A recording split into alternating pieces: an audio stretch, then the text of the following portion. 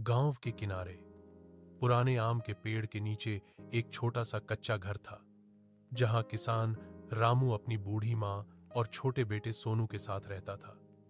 रामू के पिता का देहांत कई साल पहले हो गया था और तब से वह अकेले ही खेत संभाल रहा था। सालों से बारिश कम हो रही थी।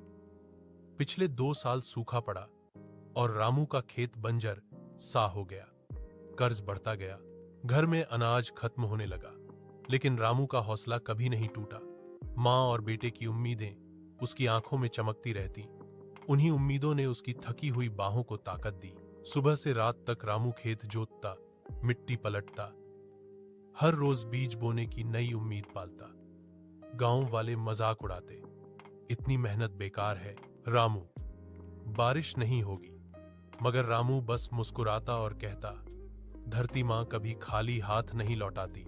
एक रात जब आसमान काला हो गया और बिजली कड़कने लगी, रामू खेत में खड़ा आकाश की ओर देख रहा था। बूढ़ी मां ने पुकारा, बेटा घर आ जा। लेकिन अगले ही पल आसमान बरस पड़ा जोरदार बारिश। रामू की आंखों से खुशी के आंसू गिर पड़े, जो बारिश में घुल गए। महीनों बाद खेत सुनहरे गेहूं की बालियों से लहराने लगा। फसल इतनी अच्छी हुई कि रामू ने न सिर्फ अपना कर्ज चुकाया, बल्कि गांव के गरीब किसानों को भी बीज बांट दिए।